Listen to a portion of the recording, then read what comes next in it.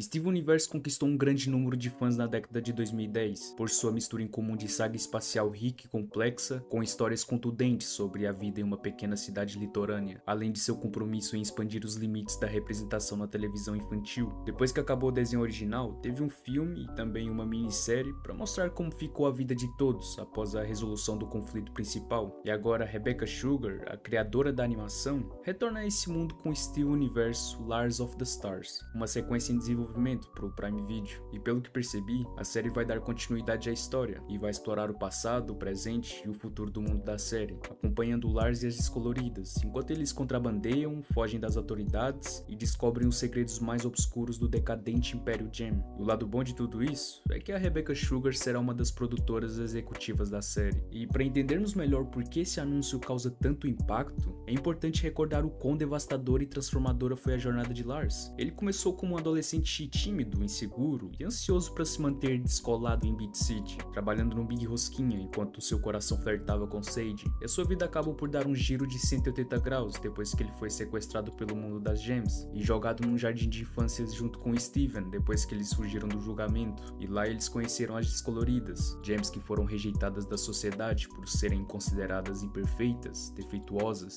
Desde o início até esse momento, o Lars era considerado um covarde, um egoísta, mas vemos que ele acabou por simpatizar com as Descoloridas, e por isso, em um ato de coragem, ele se lança na frente dos Robonoids para proteger uma das Descoloridas. E honestamente, eu nesse momento não estava nada à espera que ele podia morrer, e é o que acontece, mas em uma cena linda, Steven consegue fazer Lars renascer com suas lágrimas, o que acabou por transformar Lars não apenas fisicamente, mas também emocionalmente. Foi nesse momento que ele emergiu com sua pele pintada de rosa, uma nova condição híbrida que o colocou entre esses dois mundos, humano e Gem, e desencadeou a sua evolução de figura insegura para capitão de um navio espacial, agora responsável não apenas por si, mas por uma família Gem chamada de Descoloridas. E nesse tempo, percebemos que o Lars cresceu. Ele não se tornou menos humano por causa dessa transformação, muito pelo contrário, cada cicatriz que ele carrega agora tem um propósito, orientado por compaixão e por uma vontade de proteger os últimos remanescentes de uma sociedade que desaprovou as suas diferenças. E é exatamente nesse ponto que Lars of the Stars retoma.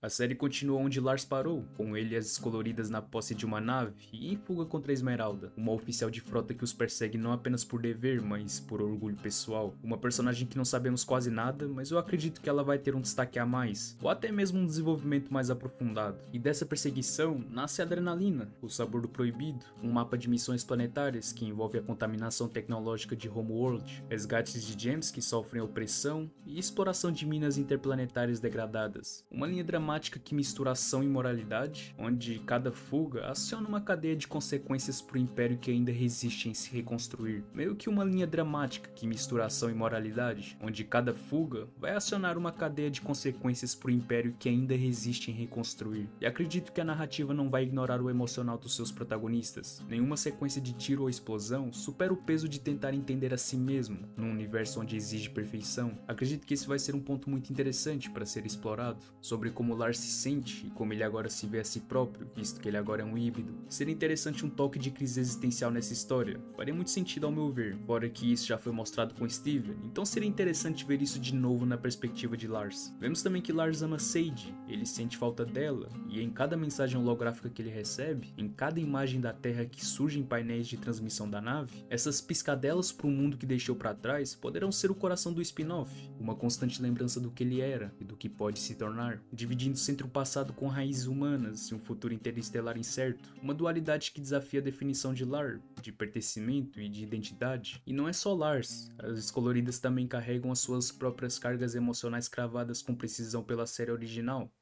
Pat Paratsky sempre fala com um atraso estranho, como se estivesse preso em um tempo que já passou, dizendo algo como acabou de cair, enquanto a coisa já está no chão há minutos. No começo, isso parece só uma piada, mas com o tempo virá algo mais triste. Ela vive num mundo onde tudo chega tarde demais. É como se seus pensamentos estivessem presos atrás de uma janela embaçada, tentando alcançar o presente, mas sempre tropeçando no passado. Cada momento em que Paparazzi diz algo fora de hora, pode na verdade ser um espelho de como muitas pessoas se sentem, deslocadas, atrasadas emocionalmente, emocionalmente, tentando acompanhar a vida quando o coração ainda tá preso em alguma coisa que já foi. E talvez ao longo da série ela comece a entender que não precisa se curar disso para ter valor, que tá tudo bem ela ser lenta, tudo bem processar devagar, tudo bem não conseguir acompanhar os outros o tempo todo. O importante é que ela está tentando. Já Rodonite é um não apertado de insegurança, ansiedade e desejo de aceitação, uma fusão estável feita de uma rubi ansiosa e uma pérola tímida, que vivem com medo de serem vistas e, pior ainda, rejeitadas. Ao contrário das outras fusões que dançam com orgulho, a Rodonite se esconde. Ela é o tipo de amor que não tinha espaço entre as castas da sociedade das Gems, e mesmo agora, mesmo livre, ela anda como quem teme ser desfeita a qualquer segundo. A bordo da nave com Lars descoloridas, Rodonite pode finalmente encontrar um espaço onde ninguém a julga, mas o julgamento interno continua. A Rubi dentro dela teme fazer algo errado, a Pérola sente que nunca é boa o suficiente, e Rodonite, como resultado,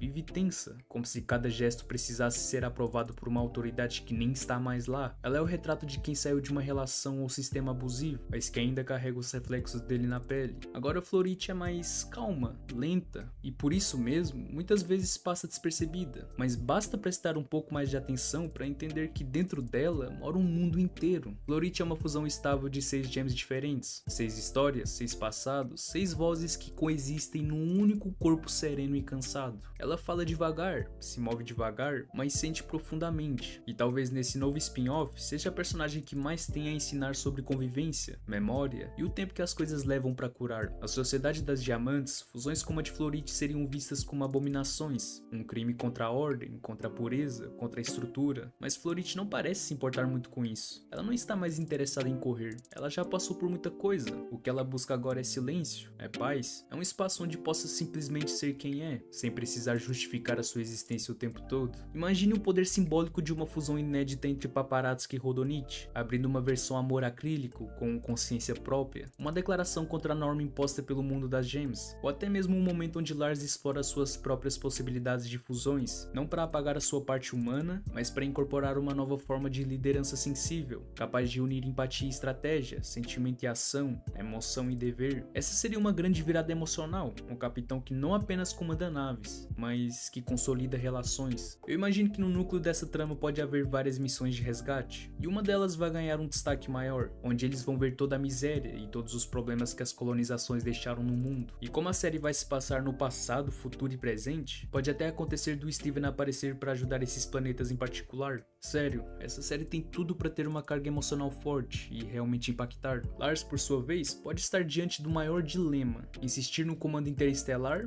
ainda que isso signifique abandonar Sage, Steven e a mortalidade humana, ou abdicar de sua nave, reaprender a viver em solo terrestre, retomar uma vida mais comum e, paradoxalmente, encontrar na Terra a maior liberdade que já conheceu, a liberdade de pertencer, de crescer, de se relacionar sem precisar de liderar. Até porque vimos em Steve Universo Futuro que ele abre uma confeitaria na Terra, mas talvez isso só aconteça depois que o trabalho dele já esteja feito, que nesse caso seria ajudar as gems antes do Steven fazer as diamantes mudarem de ideia. Eu imagino até que no final da temporada pode ser Lars na nave olhando para a Terra e se perguntando se ele volta ou não, ou até mesmo tentando entender a qual mundo ele pertence, mas como ele sente que tem um dever a cumprir, ele dá meia volta com a nave e vai em busca de novas gems que precisam de socorro. Esse possível encerramento ressoa com o tipo de final que vimos no Steven Futuro, quando Steven revela que a evolução não é destino e que sorri para o desconhecido sem perder a essência. Essa teoria que eu fiz para esse final de temporada prepara terreno perfeito para a próxima temporada e, sobretudo, condiz com a narrativa de mundo que Rebecca Sugar construiu. Um mundo onde ser diferente significa ser reconhecido. Um mundo em que a diferença pode ser liderada. Um universo em que o espaço sideral não é mais distante do que o seu próprio coração.